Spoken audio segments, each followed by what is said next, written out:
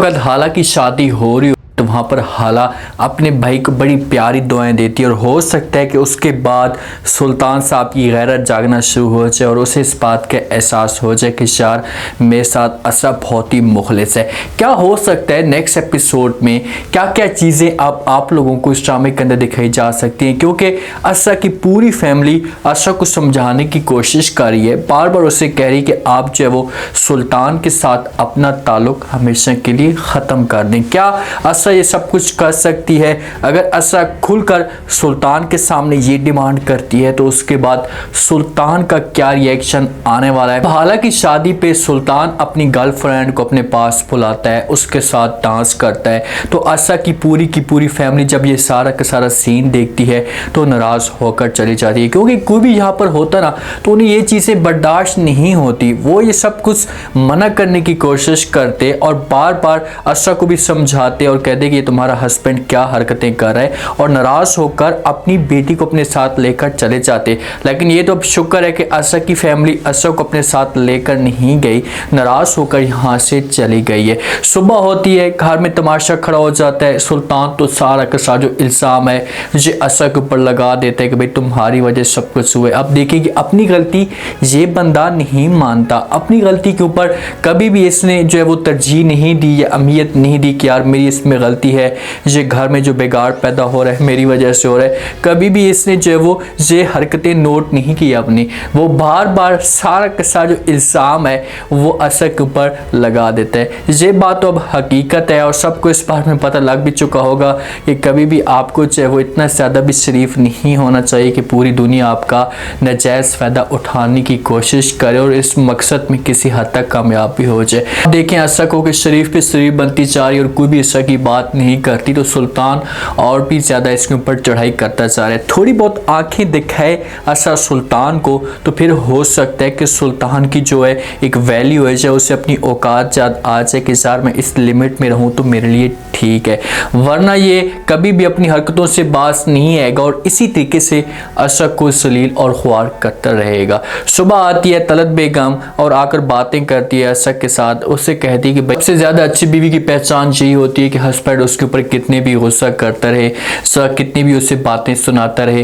तो बीवी को चाहिए कि बीवी उसकी बातों को रद्द कर दे और अपने हस्बैंड के साथ ठीक रहने की कोशिश करे। साथ में हाला मौजूद होती है, जिस वक्त हाला से बातें सुनती तो बड़ी परेशान हो जाती है। अपनी माँ को कहती कि माँ जी आप कैसी बातें कर रही हैं, आपको समझाने की बजाय अपनी आप बहू के साथ ऐसा की बातें कर रही हैं, हालांकि इसमें ऐसा का कोई कसूर नहीं है।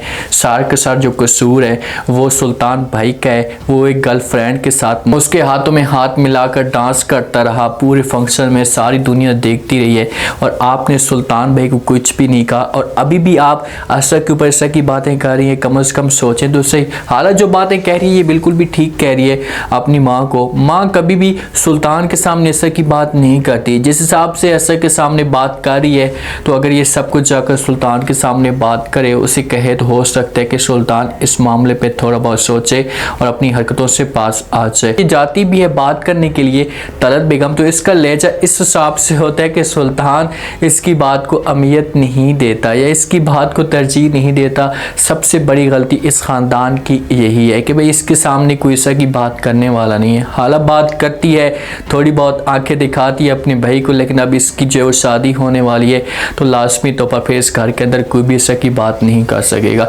असर जाती है सुबह अपने वालिदैन के पास और जाकर जो है वो उनके साथ मुलाकात करती है। माँ जो वो गुस्सा करती है, मना करने की कोशिश करती है, तुम्हारा हस्बैंड है और तुम उसे रोकने की कोशिश करो, इस तरह की वो हरकतें क्यों कर रहा है। तो आगे से असर जब से बातें सुनती तो अपनी माँ को जवाब देती और कहती कि माँ जी मैं क्या करूँ। जब भी उसके साथ बात करने के लिए जाती हूँ तो उसके पास हज़ारों दलीलें होती हैं और मुझे जो बातों की जाल में फंसा कर यहाँ से वो खुद निकल जाते हैं और सारा के साथ जो इल्ज़ाम है जो मेरे ऊपर डाल देते हैं कि मेरे ही सारा इसमें कसूर है, सुल्तान का किसी किस्म का कोई भी कसूर नहीं है। तो तो जहाँ पर माँ कहती कि बेटा तुम कैसी बेनियाजी की बातें कर रही हो।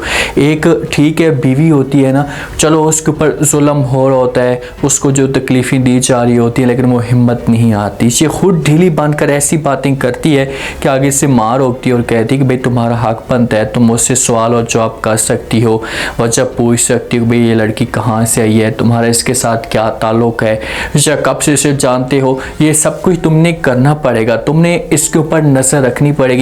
तो आगे से जो वर्षा कहती कि भाई मैं कहाँ कहाँ पे नज़र रख सकती हूँ, किस किस जगह पर नज़र रख सकती हूँ, इसका जो चक्कर है हर किसी के ऊपर होता है, इसकी नज़र हर लड़की के ऊपर होती है, इन चीज़ों के ऊपर नज़र नहीं रख सकती, मैं तो थक चुकी हूँ। हंसा पर अपनी माँ को जो बातें कहती है ना 100% ठीक कहती है। भाई इसकी नज़र एक लड़की पे थोड़ी होती है, इसकी नज़र हर जगह पर होती है, कोई भी लड़की से मिलती है तो इसके ऊपर नज़र जमा कर रखता है और उसे फंसाने की कोशिश करता है। आखिरकार हाला दुल्हन के रूप में बैठी होती है, रुखसती का वक्त जो है वो आ चुका होता है। सुल्तान और असद दोनों इसके पास आते हैं। सुल्तान इसे जो है वो दुआएं देना शुरू कर देता है। जब हाला देखती है तो अपने भाई को दुआ देती है, पहली दुआ तो उसे अच्छी देती है और दूसरी दुआ कहती है कि भाईजान मैं आपको अब दूसरी दुआ भी देना चाहती हूँ। तो सुल्तान खुश होकर फ़ख्र के साथ कहता है कि भाई कौन सी दुआ। तो आगे से हाला कहती है कि भाईजान मैं ये दुआ करती हूँ कि कभी भी आप जैसा हस्बैंड मुझे ना मिले, की तरह मेरा हस्बैंड नहीं होना चाहिए। जब सुल्तान ये अल्फाज सुनता है तो बड़ा हैरान और परेशान हो जाता है और वो देखना शुरू कर देता है हाला की तरफ और कहता है कि हाला तुम ऐसा की बातें क्यों कर रही हो, आपको क्या हो गया ऐसा की बातें कहते हो। अब हाला यहाँ पर दलीलें तो नहीं दे सकती या वजाहत तो नहीं कर सकती कि भाई आप में क्या क्या चीज़ें हैं, लेकिन जो समझने वाला होता है उसके लिए इशारा ही काफ़ी होता है। अर्सा को इस जगह पर देखें कि मुझे गुस्सा जो है वो अर्सा के ऊपर आ रहा है कि वो अभी भी वो हाला को रोकने की कोशिश करती है, उससे टोकती और कहती है कि हाला तुम ऐसा की बातें क्यों कर रही हो, तुम ऐसी बातें नहीं करनी चाहिए। लेकिन यहाँ पर सबसे जो बड़ी कमज़ोरी है अर्सा की अपनी कमज़ोरी है, जब तक ये अपने आप को सेट नहीं करेगी कभी भी ये नहीं सुधर सकती, या कभी भी इसके जो हालात होंगे वो ठीक नहीं हो सकते। ये किसी के साथ सपोर्ट करने के लिए सपोर्ट बनकर तैयार हो जाए, माँ इसकी फेवर में, पूरा ख़ानदान इसकी फेवर में बात करता है, हाला इसकी फेवर में बात करती है, लेकिन ये अभी भी सुल्तान की साइड कर रही है। पूरी महफिल में पूरी रात को सुल्तान लड़की के साथ डांस करता रहा, हाला इसके मुखालिफ हो गई है। सब कुछ ये लग रहा था या सबने ये नोट किया कि सुल्तान ये सब कुछ गलत कर रहा है, लेकिन अर्सा अभी भी इन सारी बुराइयों के ऊपर पर्दा डालने की कोशिश कर रही है। गलती तो है ना, गलती तो इसकी बनती है, कसूर सारा इसका अपना है। और सब घर वाले कहते हैं, जो चुप हो जाती है कि मैं माँ जी अपना घर पर बात नहीं करना चाहती। भाई नहीं करना चाहती तो फिर रहो इसी तरीके से चुपचाप, घर के किसी के सामने जो शिकवे शिकायत ना करो, ये ना कहो कि भाई सुल्तान मेरे साथ जो वो गलत कर रहा है। देखते हैं कि होता क्या है। अगर हाला की शादी हो जाती है तो क्या उसके बाद जो है वो सुल्तान को इस मामले पे एहसास हो जाएगा, अगर एहसास होता है तो क्या वो आकर जो है वो माफ़ी मांगता है अर्सा से, तो क्या अर्सा माफ़ कर देगी। उम्मीद है आज का रिव्यू, आज के टीजर आप लोगों को पसंद आया होगा। आपने कमेंट सेक्शन में अपनी कीमती लास्ट में आपको क्या लगता है, क्या नेक्स्ट एपिसोड में आप लोगों को इंटरेस्टिंग ट्विस्ट दिखाया जा सकता है, जिस हिसाब से अर्सा की फैमिली अर्सा को मजबूर करने की कोशिश कर रही है, क्या अर्सा अपनी फैमिली की बात मानकर जो हमेशा के लिए सुल्तान से अपना ताल्लुक़ ख़त्म कर सकती है। अपना फीडबैक दें। शुक्रिया। अल्लाह।